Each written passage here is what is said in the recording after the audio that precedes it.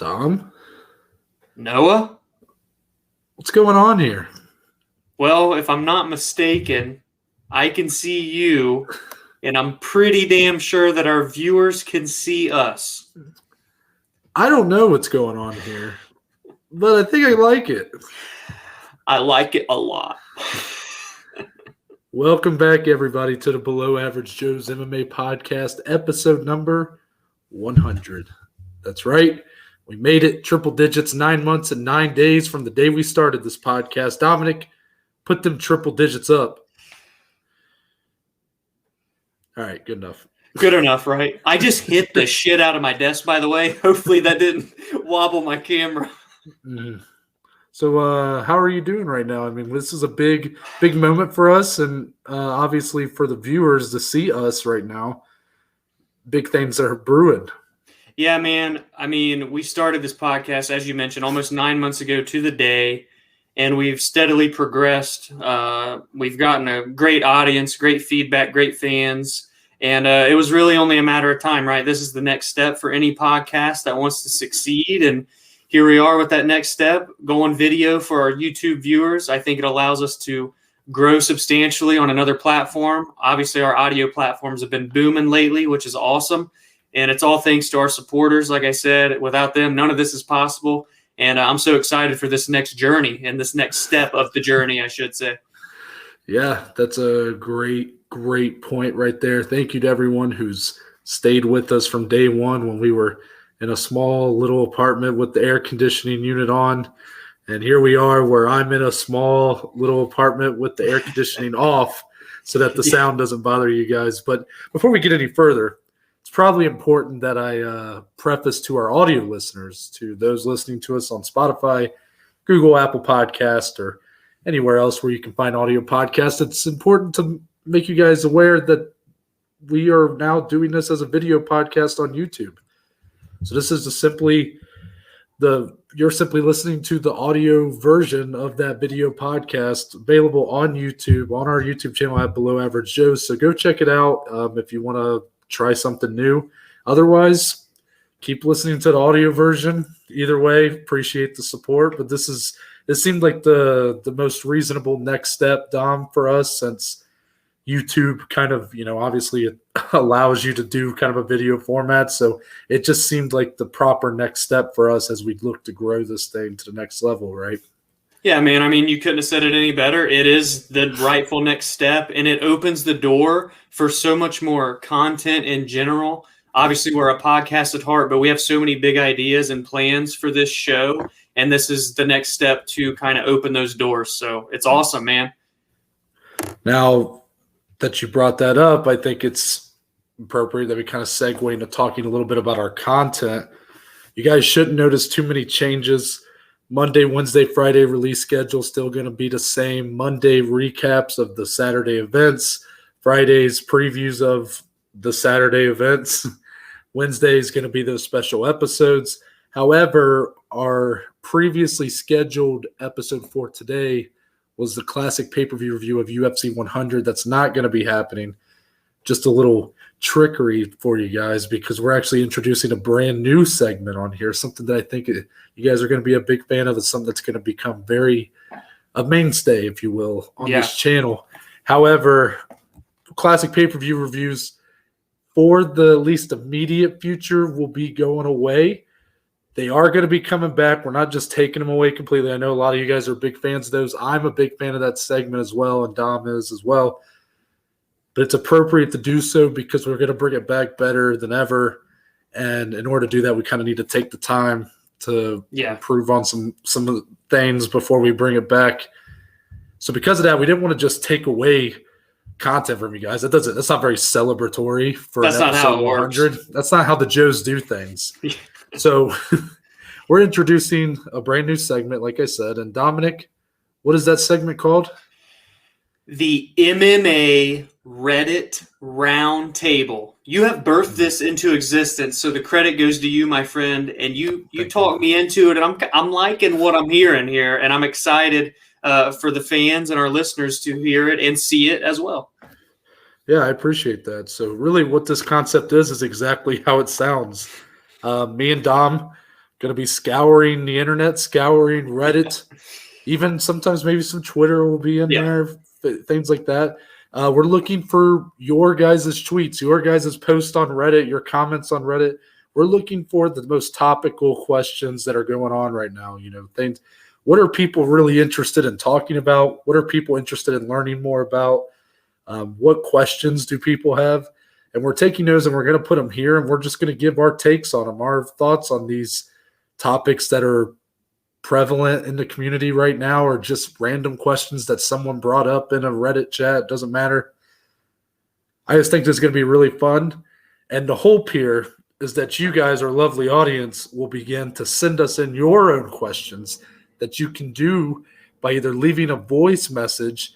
If you go to our link tree in the bios of our social media, whether you go to mine at ntbaker_ on Twitter or Instagram, or you go to Dom's Twitter, Instagram at DSlee14, or you go to our podcast Twitter, Instagram at BAJ_ MMA podcast. There you go. You get it right? Yeah, you If nailed you go it. there, there's a link tree. There's a link there if you want to go to the page to leave voice message, and you'll be featured on the podcast, and we'll give our thoughts. Or you can comment on our Instagram post or our Twitter, send us a DM, whatever. If you know us, text us. Yeah. Anyway, we'll put it on there. We'll give you credit if you want, or we'll keep it anonymous if you don't. The hope is that at some point it's just going to be a way for us to interact with you guys. But in the meantime, Reddit, Twitter, that's going to be able to suffice, correct? Of course. Hey, just whatever you want to do. We really want to hit, now that we're video, taking this community to the next level, are interacting with you guys to the next level. And this is a great way to really show it off here, this first portion of the MMA Reddit Roundtable, my friend. Mm-hmm. So I think it's just time to get into it. I think we do it right now. So we got 12 topics to talk about today. A baker's not quite a baker's dozen, or just a regular dozen, but I was so close to throw that pun in there. But regardless, 12 topics, 2 of them from Twitter, 10 from Reddit. We're going to start with our Twitter post. Dom at Kingpin Large ask, who's the toughest of all time? And he includes 2 pictures. One of the former middleweight champion Michael Bisping, and one of a man who fought last Saturday night, Tony Ferguson. What are your thoughts? The Count versus El Kukui, the dangerous, heavy-handed Brit versus the Mexican-American Tony Ferguson, who's as tough as nails. Can we just give a tie? I mean, let's be honest. No, but these guys are as tough as they come. UFC veterans, too. I mean, Tony just had his, I think, 19th UFC fight. Michael Bisping has had close to 30. And they've been through it all, especially Tony as of recent. Because you look at their careers, Bisping catapulted into the UFC from The Ultimate Fighter, coached early on the Ultimate Fighter season against Dan Henderson. But had a real back-and-forth career. I mean, he would have win streaks, but also a couple losses that would take place. For Tony, he came in, lost one of his early fights, but then went on a 12-fight tear, but now he's on a 3-fight skid. Tony, of course, became an interim champ. Bisping shocked the world and became the undisputed champ with a title defense. Again, these guys have been through the ringer. Some of the toughest battles we've seen in UFC history have taken place by both of these guys. I mean, I'm going to go Michael Bisping, man, because he reached the absolute peak, the absolute epitome of the sport. Tony right below him, but I got to go with the Count. The journey it took Michael to get to that title shot, 26 UFC fights, unprecedented stuff outside of Charles Oliveira, of course. So I think I'm going to go Michael Bisping, man.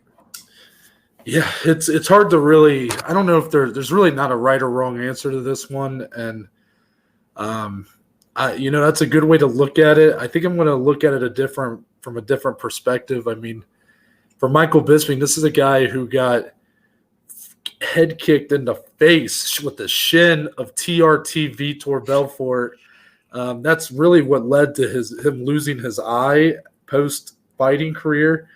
The guy basically was fighting on one eye for the majority of his title run.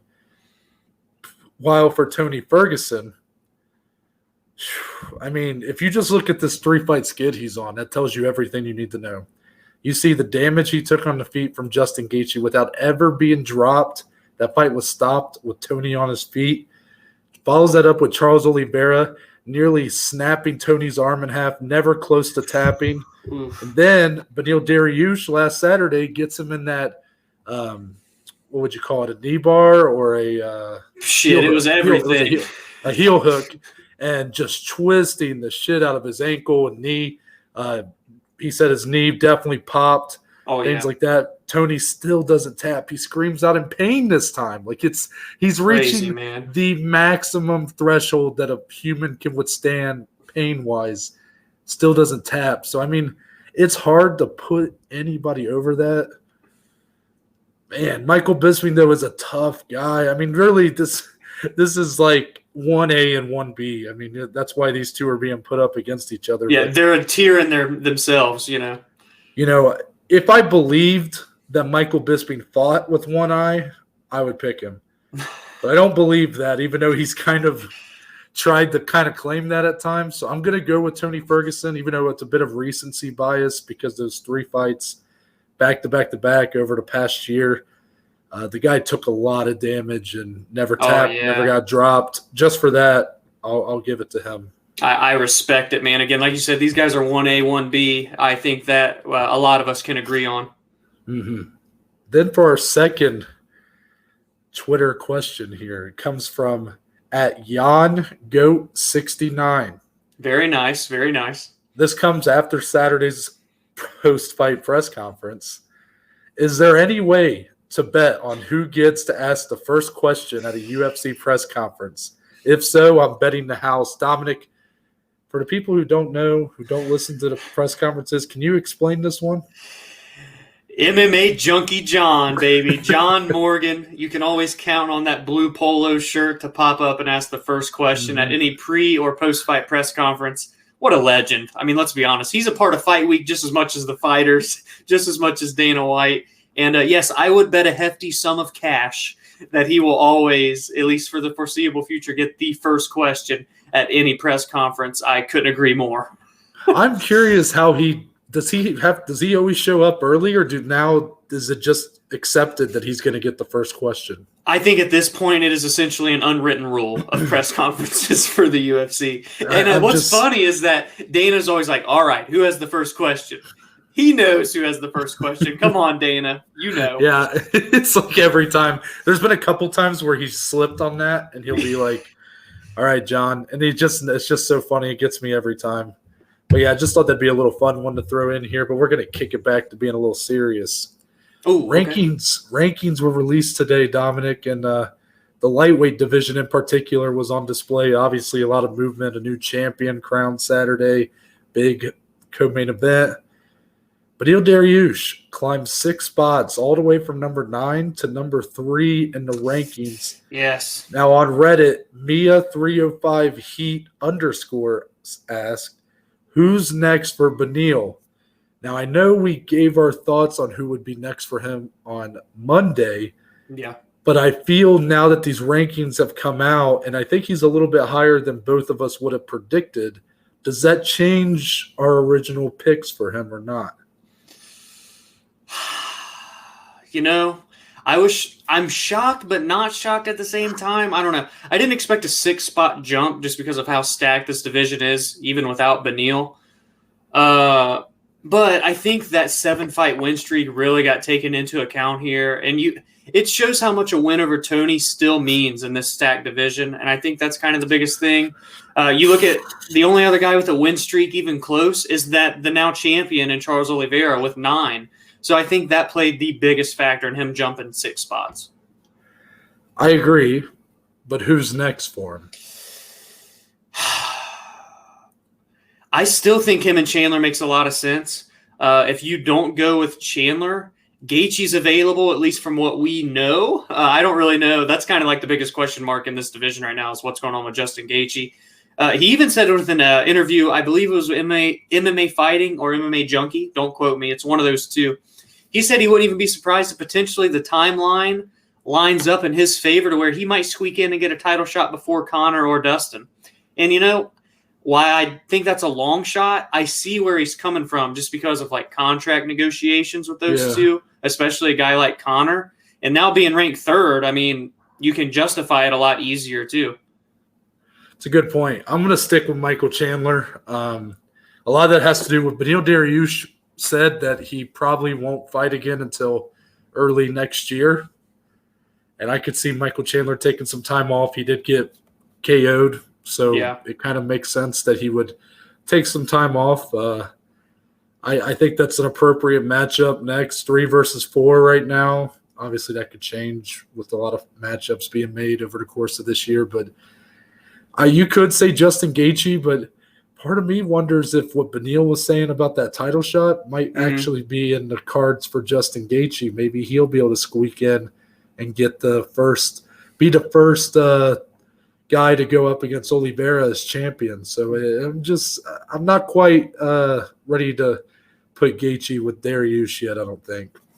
Yeah, that's a good point. I like how you mentioned Gaethje could potentially get that ability to slide in as well. It really, it's a feel-good story, though. You got to feel good for Benil. Paid in full, now 7 in a row. He's felt he's deserved this respect for a long time, and here we are. He's finally getting that. Correct. Now, next. This is Athens. Athens in all caps on Reddit asked. Well, first, they made it clear. They rewatched Colby versus Usman again recently. What a war. And they wondered how the rematch would go. Usman keeps getting better, but Colby has that weird motivational spite to him. Now, what's been very clear about these two is since their first fight, Kamaru Usman coming out on top, still the champion, has been a much more active fighter than Colby Covington has been since then. Right. I believe Kamaru's fought 3 times since that fight, 2 against Masvidal, once against Burns. Colby's fought once, and that was the Tyron Woodley. So how does a rematch go? Because we see Kamaru improving a lot. His striking looks so clean. He's dominating everyone. Now he's in GOAT discussions. People are comparing him to GSP, while Colby sure dominated Tyron Woodley for 5 rounds, but that had already been done by Gilbert Burns and Kamaru Usman before him. And, I mean, Colby kind of did it in a fashion that people expected. Do we really see this fight maybe being just as close as the first one, or has Kamaru improved too much? Well, here's the thing. We have seen Kamaru more since that first fight, obviously. But my biggest headline here is that Kamaru Usman did get a TKO against Colby, and that was before he was anywhere near the striker he is now. That's my biggest thing going off of that first fight, man. I mean, this dude is straight up dangerous. He just one-punch KO'd Jorge Masvidal. People don't do that to Jorge Masvidal. So in that regard, man, it's just so hard to pick against a guy like Kamaru. I mean, it's hard to pick against Colby too, but when Kamaru's already gotten the best of him once and it was via KO TKO without Trevor Whitman in his corner, I think we might see a similar back and forth fight, but not going into 5 rounds, man. I think he gets stopped sooner, regardless of who wins, as a matter of fact. But I would still lean toward Kamaru, way early prediction. It's weird that now when I look at that matchup, I almost feel like Kamaru is the striker and Colby is the wrestler. Yeah. Don't get me wrong, Kamaru's wrestling is fantastic, but compared to the first matchup where it was okay, we got 2 really solid wrestlers going at it. Now you got a guy in Kamaru who kind of does it all, but is really showing improvements in his striking, while Colby's still not much of a striker, but he does have a lot of output and puts a lot of pressure on people. Awesome wrestler. I almost wonder if Colby's game plan would be to try to out-wrestle Kamaru Usman if it came to that. Yeah, that's a great point. And honestly, I wouldn't be surprised if that was the case. And again, we have seen Kamaru more since the first fight. Colby did look better than ever against Woodley, to his credit. Did get the stoppage. It was kind of via injury, but Colby put it on him. It's never going to be a dull fight with those two, no matter when that rematch occurs. There's just no way. There's too much hatred, too much of a rivalry, too much skill between two guys. I mean, these guys are the top of 170 pounds. Like, there's a clear gap right now between those two and everyone else. I would definitely say that Colby is always going to be Kamaru's toughest fight. Yeah. Until one day we assume Kamaru loses to somebody, whether it's Colby or someone else. I mean, as far as who's available now, I think Colby's always going to be the toughest fight for Usman at this point. 100%. And obviously vice versa. Yeah, also true. Next up, Stark 371. Uh-oh. As this is probably my favorite out of all of these. So okay. I'm excited for this one. Which unlikely fighter who is not currently in the talks for a title fight do you expect will be a champion one day? This obviously is alluding to Charles Oliveira, who kind of really in 2020 burst onto the scene. I mean, obviously the guy's been around for a long time. A lot of people know who he is, but in 2020, that was when he got his first ranked win over Kevin Lee at lightweight anyways. And then Tony Ferguson wins the title fight over Chandler.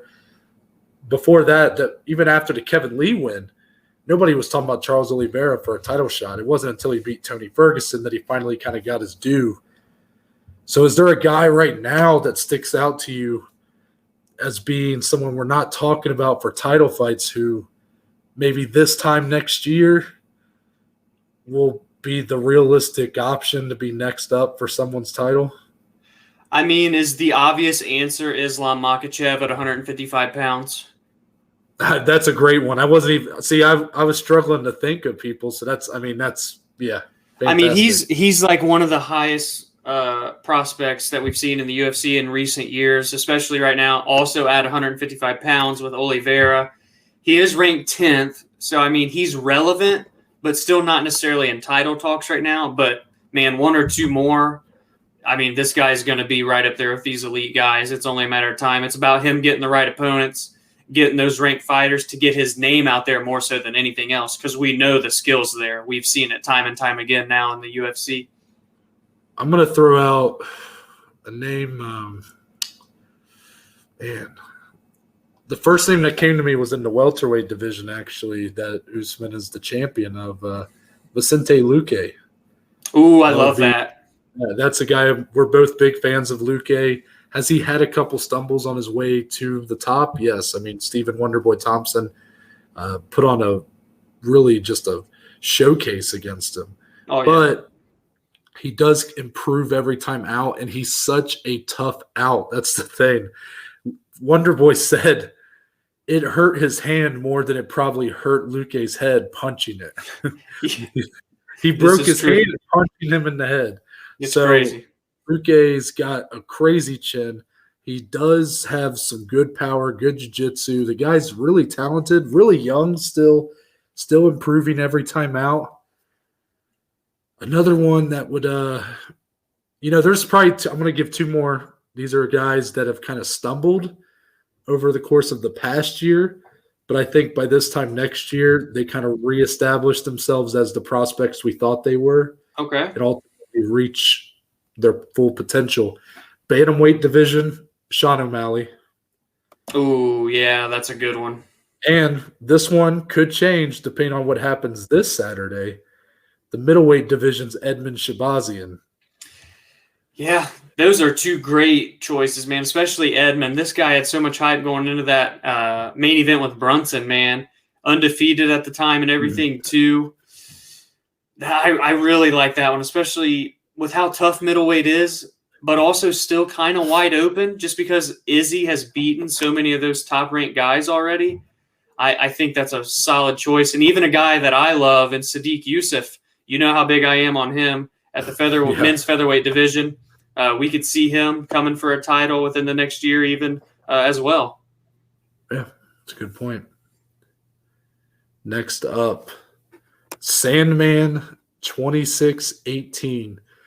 He starts this question by being a little how do I want to word this? Rude. Vulgar? Yeah, vulgar. Yeah. I won't repeat what he puts here, but It's TVMA. ultimately what his question is are, essentially we're halfway through the year. So what are the front runners for fight of the year right now? I think there's two. There's three to me. Three, yeah. The first one that came to mind, and probably the front runner for me, is Yuri Prohaska versus Dominic Reyes. Yeah, 1,000,000%. I think there's two off of last Saturday's card, actually. Two off of last week's. Oh, well, yeah, Burgos and Barboza. Burgos and Barboza, because that ended up getting fight of the night, so I feel weird not putting that on there. True. But my personal fight of the night was Oliveira Chandler. Yeah. Round of the year, round one. I mean, versus, you're talking round of the year, Yuri and Dom had a hell of a round too. So yeah, have fun picking between those two rounds. Another one, Max Holloway versus Calvin Keator was what a showcase that was. Yeah. I think it might be too one-sided to really be a fight of the year. Performance of the year. Performance of the year for sure. And as of now, it's up there. Weirdly enough, is this a hot take? We haven't seen like a ton of like wars and stuff, and I know we're only halfway there. Sure, there'll be a bunch more, and I'm not saying that the fights have been bad by any means. It's just I'm like trying to think of fights of the year, and it's Julian Marquez and Maki Pitolo was a really good fight. That was a good fight. Actually, kind of an underrated one that just happened would be Diego Ferreira fighting Gregor Gillespie. Yeah, and even him and Dariush was an incredible fight too. Yep, true. So, my personal pick, though, is going to be Yuri and Dom. Yeah, man, I think I'm going to have to agree with you. That fight was so nuts, although it ended so convincingly, as did really all three, which is kind of odd when we're talking fight of the year. But Max dominated Keator for 5 rounds. Keator had his moments. And then Yuri and Dominic Reyes was absolute just pandemonium for 2 rounds. Absolutely nuts. And then Chandler and Oliveira, the craziest 5 minutes and 19 seconds of my freaking life. I know that much. But yeah, I think so far, what are we, halfway through May? I'm going to go Dominic Reyes and Yuri Prohaska for fight of the year for now. And that's just a 2-round war. It's crazy. And it's just a 2-round fight. That's crazy. So transitioning, I said that the last one had some vulgar language. This person's name. Oh, boy. Captain Cumsock 69. We're all about creativity, though, We got to respect. Yeah, A+ for that. He asked, if Conor loses to Dustin in July, where does he go from here? The easy answer is Diaz, but in all honesty, I think this is him talking, I think that's a last resort fight for him. Well, Captain Cumsock, let me tell you, I actually disagree. I think that if he does lose, I look for Conor if he continues fighting, because inevitably retirement's got to be on the brain at that point, right? Yeah. What else does he have to prove, at this point? Yeah, and when you're selling your whiskey for $660 million, that helps too. Yeah, that doesn't. I'm sure he'll cry from his loss by wiping his tears with $100 bills. Yeah, I'm gonna say if he continues fighting, I think he's done at lightweight at that point. I think he actually commits to moving up to welterweight, and that starts with Nate Diaz. Trilogy fight. Nate's about to fight Leon Edwards here next month. I know, whether you think he'll win or lose that fight, that kind of shows that he is still a player in that division. He's going up against a number 3 ranked guy in the whole division. So if he wins, Diaz might be looking at a title shot, and then that makes that fight even more realistic because it's a winnable fight for Conor. But also the name value and that kind of carries Nate Diaz makes it a bigger win than maybe most other contenders that might be harder fights for him in both divisions. So it's interesting. What do you think? So you think a permanent move to 170 in general?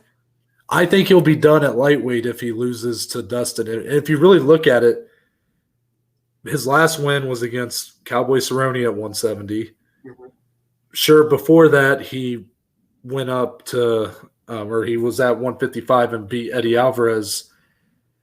But then, like, at 170, you've had some of his best performances. The Nate Diaz second fight, True. and then that Cowboy Cerrone performance was fantastic. So I just foresee maybe him saying that, well, this is my division now, and he'll pivot in that direction because he's been more successful at 170 than he has probably at lightweight at that point, which is weird to say considering he was a champion. Yeah, I mean, I definitely think if he loses, Nate is like the fight weight class. Again, might depend on what Nate does against Leon Edwards because, man, the UFC would go bonkers if Nate were to beat Leon, somehow beat Usman, become the 170-pound champ. Connor wins or loses against Dustin, goes up to 170, fights Nate in the trilogy for a belt. I mean, could you imagine? Could you imagine? Let's not get carried away with Nate beating Usman. I'm not ready for that. I'm not ready for that. Sounds like fan fiction to me. Well, I'm going fanfic. No, I'm just kidding. So that's just kind of one crazy scenario. But I do think regardless, we've been wanting to see this trilogy for so long. It has to happen, man. So that's what I think would happen if he loses to Dustin in July. Okay. Next up from TC110, they ask, how does the UFC go about promoting Francis and Ganu versus Derek Lewis 2? Do they just pretend the first fight didn't happen altogether? Now, I know that this is kind of funny to ask this, but I actually think it's a legitimate question to be asked here. I mean, what do we look for in the promotion for this fight? Well, I said this on Monday. The fight can't get worse than the first one. At least you wouldn't think. If it does, holy shit, we're going to fall asleep.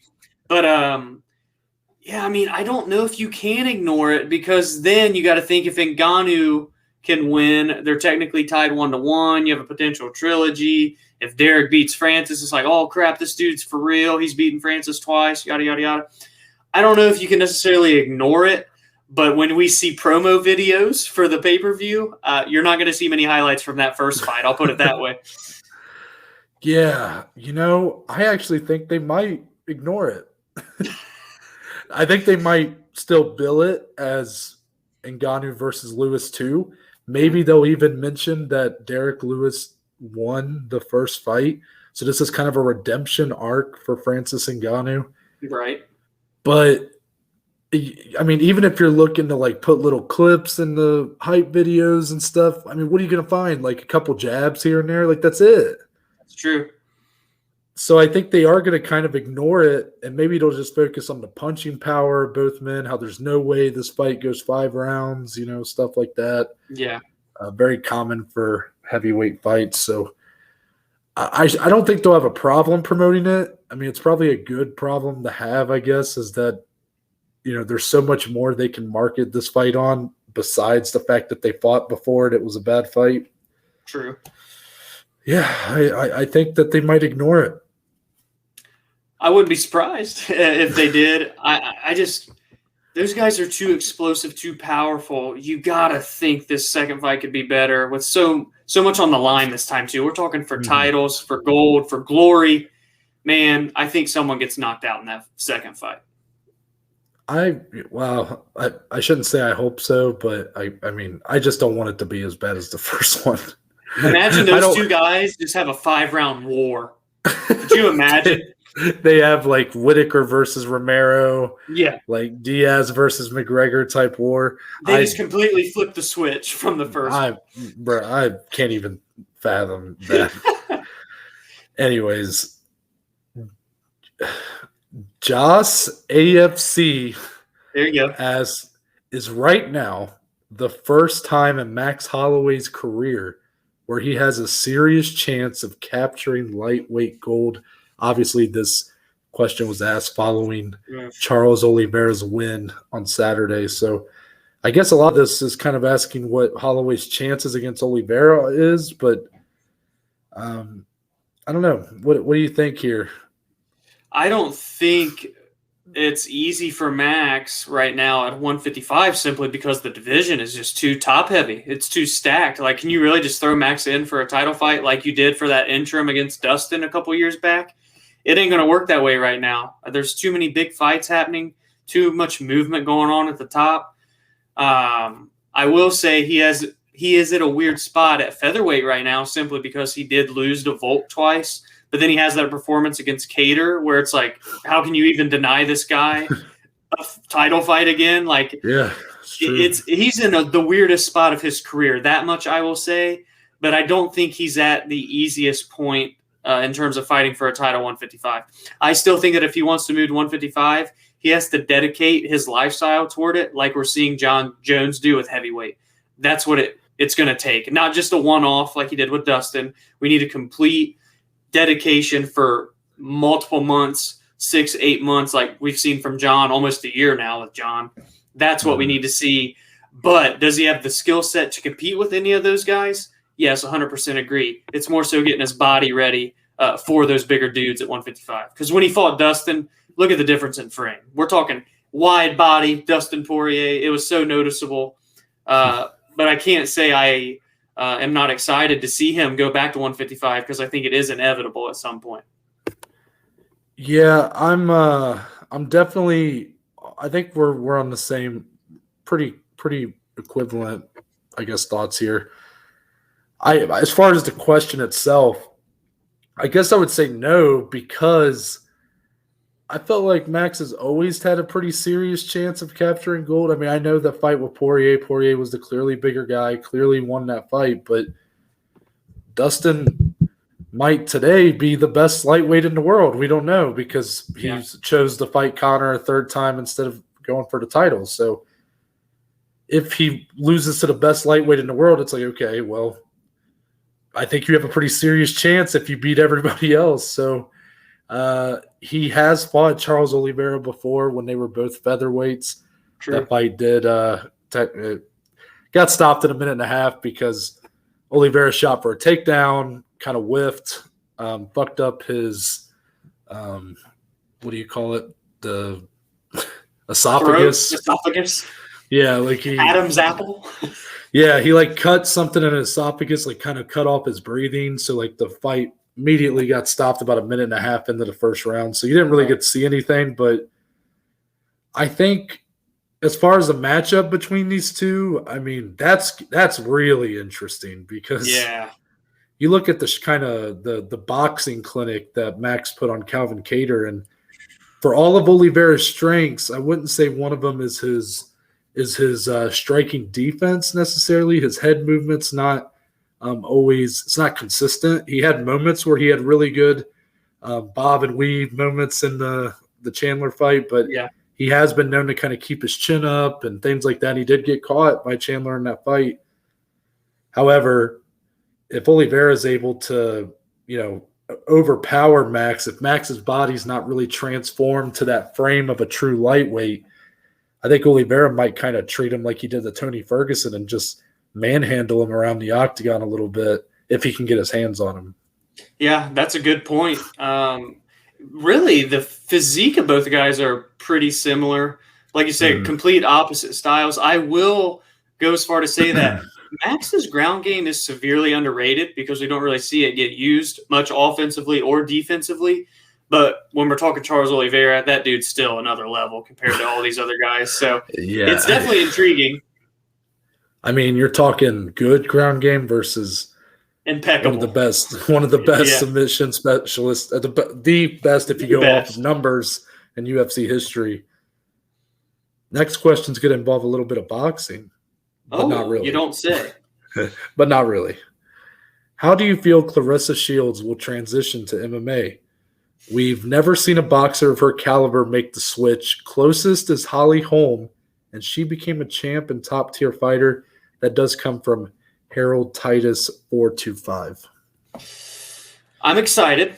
I think it's a good thing. Obviously, she's starting in the PFL, which is a big organization to make your debut in MMA professionally. True. However, they're like her first fight, for example, I think she's 3-5 or something like that. So it's not this incredibly like amazing fighter. It's going to be a good test for Clarissa, for us all to see where she's at.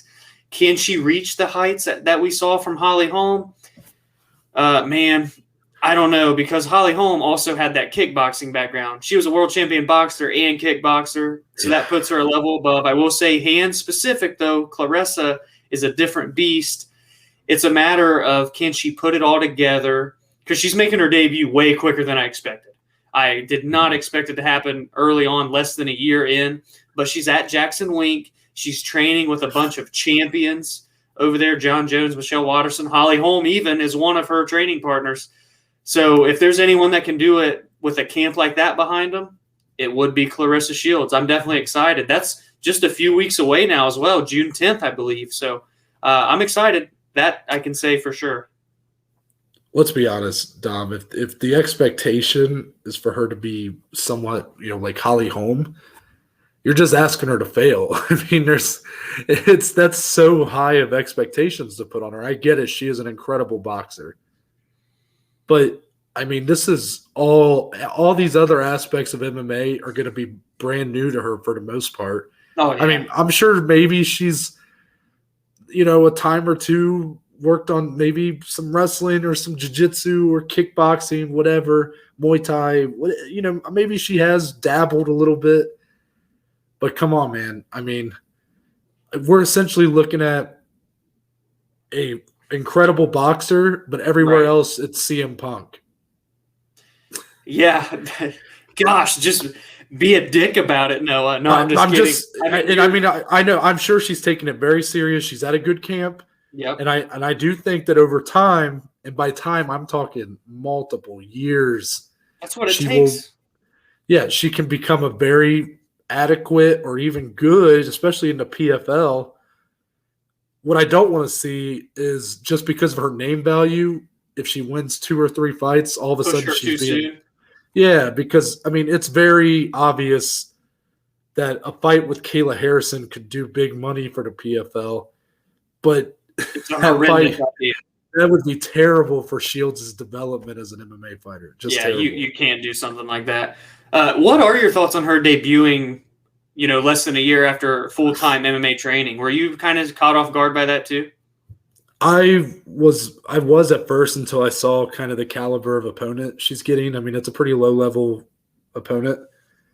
Someone with more losses than wins, none of them in very prominent organizations. So, it's if she wants to get in there, then by all means, give her opponents like this.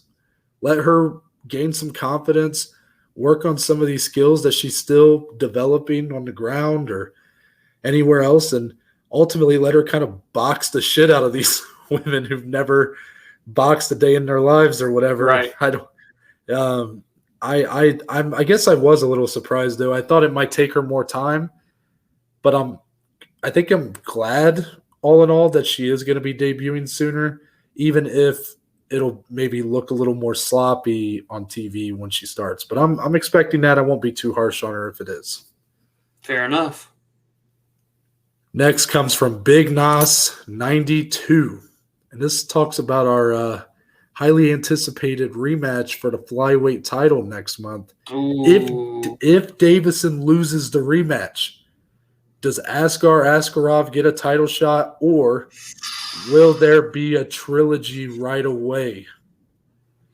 And I think what's most clear about this question is it kind of depends on the manner of victory. True. If, I'm still – the big factor for me actually isn't even the outcome of this fight. It's when does Davison planning to move up to bantamweight? Because I think that's in the cards for him here soon, within the next year. Because that weight cut, he's literally cutting a quarter of his body weight to make flyweight. That's stupid. Yeah, it's dangerous. I mean, that's what I mean. I mean, I don't want to call him stupid. I just mean like that's a stupid amount of weight to be cutting, and he has wore the effects of that. And I think that's even one of the reasons why not that Brandon Moreno is a very capable opponent and had a great showing in their first fight, but both guys coming in fighting a month previous and Davison being the bigger guy already. I mean, don't tell me that 2 weight cuts in 30 days when you're cutting a quarter of your weight. That played such a huge factor in that fight. It has to. So for me, if you had to make me answer on the spot, because that's kind of the point here, right? We're not supposed to be kind of like, ooh, I don't know. We're beating around the bush. Yeah, we need to take a guess here, right? We're the experts. Yep. We're the Joes. Yeah, we're the Joes. Yeah. My guess would be that there will not be an immediate rematch if Davison loses. I think Davison moves up to bantamweight, regardless of the outcome of this fight, actually. Oh, you think win or lose he goes up?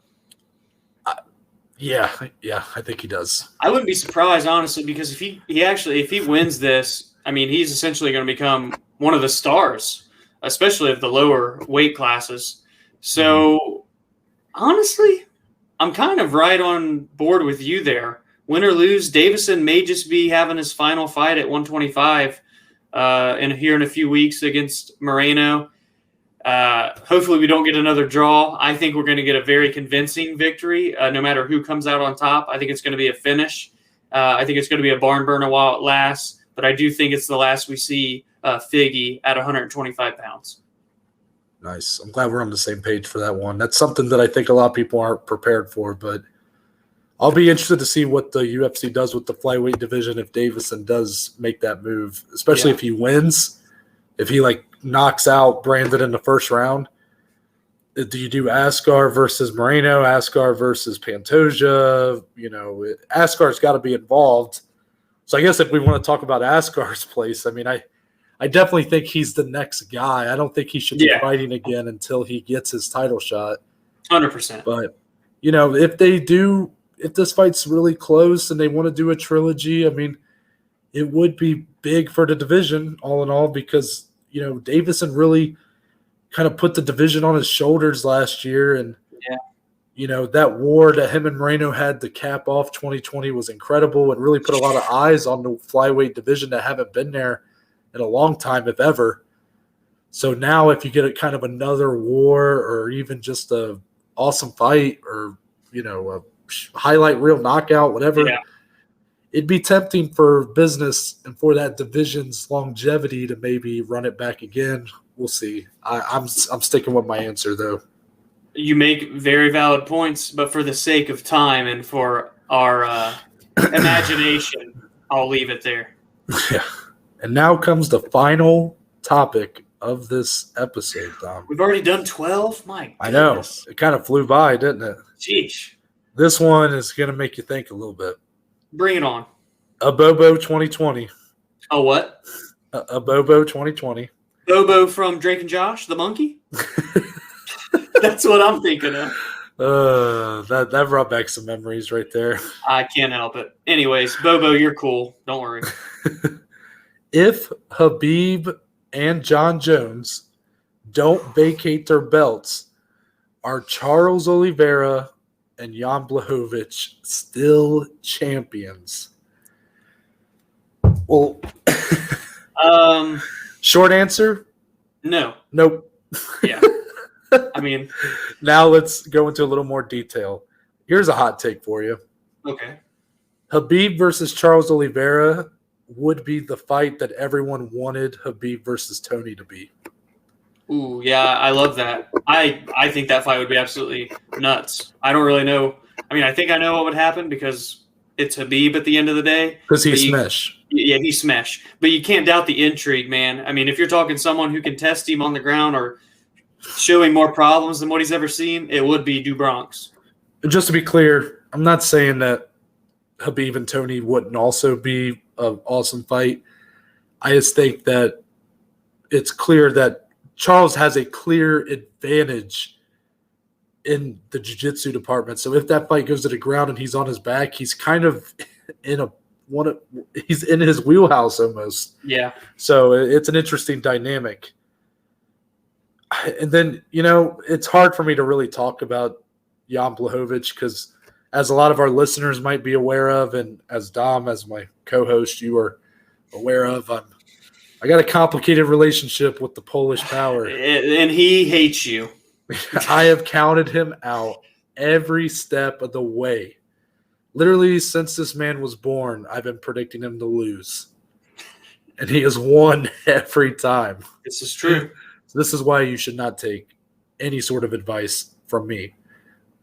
But I still think John Jones wins that fight. I mean, it's John Jones, man. Khabib and John, two of the greatest fighters we've ever seen in the history of the sport. So it's hard to say either one of those guys would lose to Charles or Jan Blachowicz. And it's no disrespect or slight to those two current champions. It's just the magnitude of how great both of Khabib and John are, man. That's what it comes down to. Yeah, it's light heavyweight's definitely improving talent-wise. And Jan has improved a lot and has been shown he's been kind of overlooked over his growth of the past year and a half, 2 years. But at the end of the day, I mean, when Jones was ruling this division, Jan Blachowicz was kind of floundering.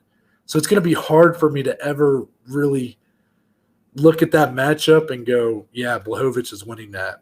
Yeah. We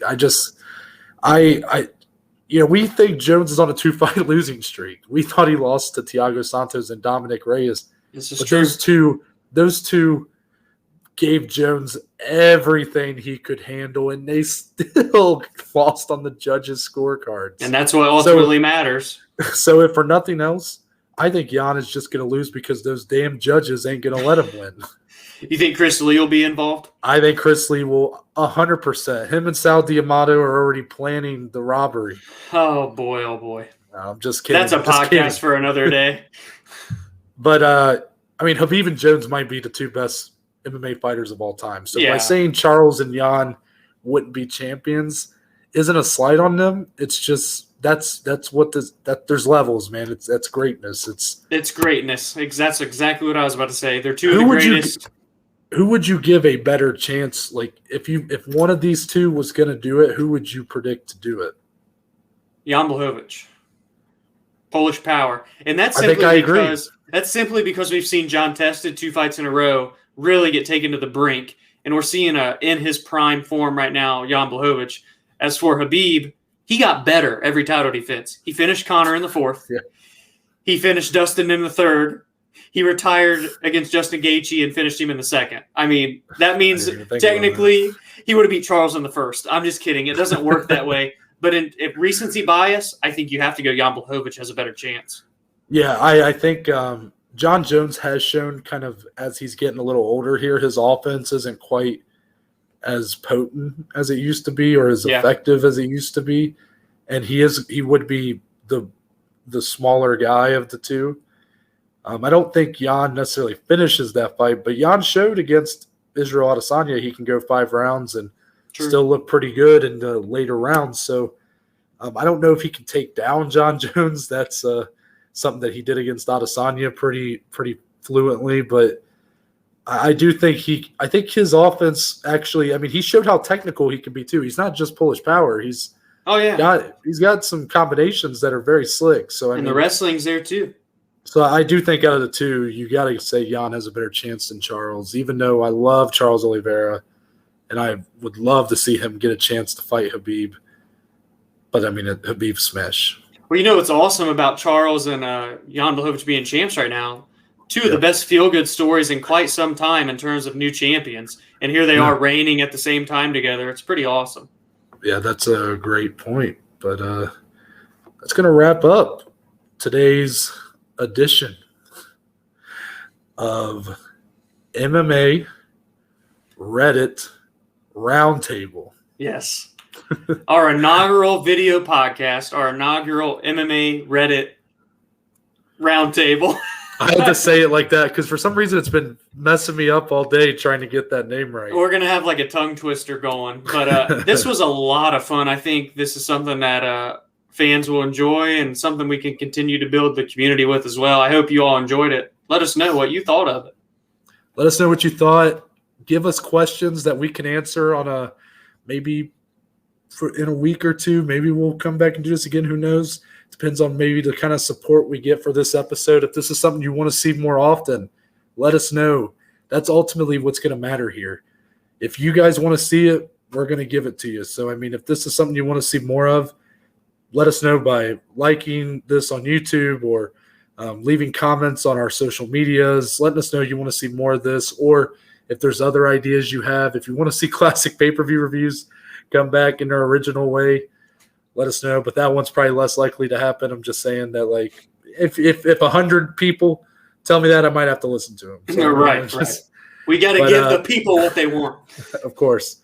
But as for the rest of the week, Friday, it's preview time again. Dominic, the first time on video. Ooh. And, I mean, it had to be him, right? It had to be. Bantamweight boys, number 3 and number 4. Yep. Rob Font versus Cody Garbrandt. Our best friend. The heavy hitters, the boxers of this division going toe-to-toe. Going to be a lot of fun there, and we'll be able to discuss it all here. I believe it's a 6-fight main card, so I think we'll have a lot to talk about, along with any news that comes out between now and then. But until then, Dominic, tell the good people where they can find you on social media. I just got to give a little note from the heart real quick. Yeah. First video podcast, had a blast. Hopefully those of you watching this on YouTube enjoyed it. Hopefully there's not too many kinks in the armor as we edit this and get it ready. No, it's our first time doing this. If there are kinks in the armor, we're going to improve it as much as possible. Bear with us during this new journey, but we're so happy to be starting it here with episode 100. Now, enough of the sad talk. I'm going to cry. You can find the sappy talk. You can find me on Twitter, on Instagram, at Diesely14. More importantly, you can find the podcast on Twitter, on Instagram, at BAJ_MMA podcast. And for me, you can find me on Twitter or Instagram at ntbaker_. In my bio, there is a link to our link tree. In there, you'll find links to all the platforms that the podcast is on, along with the Below Average Joe's social media platforms. And there's a couple links for our Anchor page, leaving a voice message. Like I said, if you leave a voice message, we'll include it in the episode and give you a shout out if you want to, or leave you anonymous if you want. Yeah. There's also a link if you want to become a supporter of the podcast. Making improvements like these guys, it's never going to, right now we're trying to stay, as cut cost as much as we can. We're not trying to be accumulating a bunch of costs right now. But if you guys want to support us as we still are trying to improve this podcast each and every day, there's a link there to do so. I can't I used to say someday down the line doing a video podcast. Well, we're here. So what do we say now? So thank you guys for your support. But can we do a little more? Yeah. What do you think? Yeah. Again, to the moon. Just like Dogecoin. But with that, we're out, and we'll see y'all on Friday.